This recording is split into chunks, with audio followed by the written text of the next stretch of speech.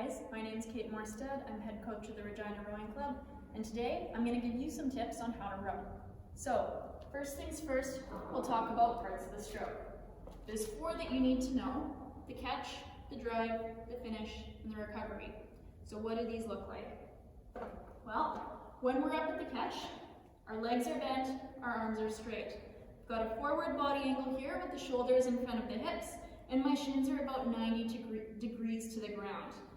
I've also got my chest open and I'm sitting tall, even though I've got a forward body angle here. So from the catch, we initiate the drive. The drive starts with the legs, you open with the body, and the hands come into the finish. Now, at the finish, legs are straight, arms are bent, exactly the opposite from the catch. I've got an open body angle here. Notice I'm not too far back, but I'm also not straight up and down. Right around 11 o'clock, if you think about a clock, is where you want to be. Now, from the finish back up to the catch is called the recovery. Now pay attention to the sequencing here. I've got the arms leading away, the body rocking over, and then the legs coming up. We'll run through this a few times. So, from the catch, push with the legs, open with the body, hands into the body. Now, from the finish, hands away, body shifting over, legs coming up. Sequencing here is really important. If these things blend together too much, what you're going to end up with is opening the back too early. Now, there's a couple reasons that we don't want to row like this. One, it's not as powerful. If you want to go fast, you need to set yourself up in a body position that allows you to use your legs right from the catch. The other reason is you're putting a lot of strain on your lower back, so you're putting yourself at risk of injury. We want to row safe and we want to row effective. So, let's review.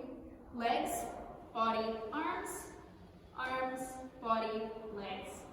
Now, one drill that you can try that's really helpful is called a pausing drill.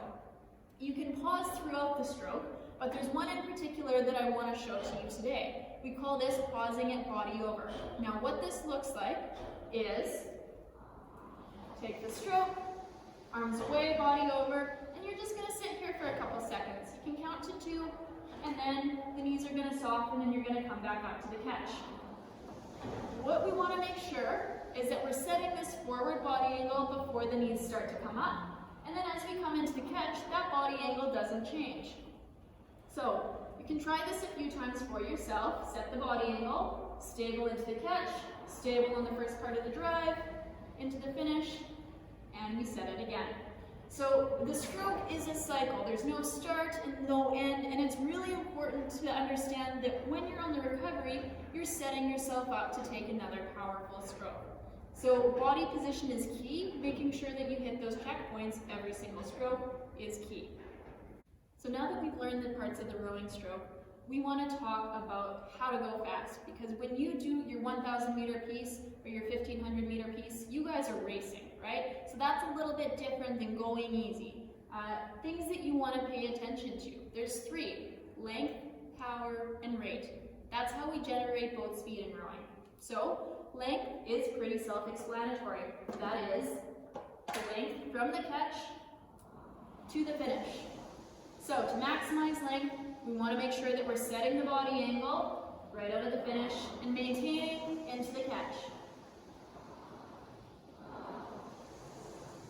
Now power, we want to make sure that we're in a strong body position. So again, shins at 90, body angle forward, and that allows us to get on the legs as soon as we hit the catch.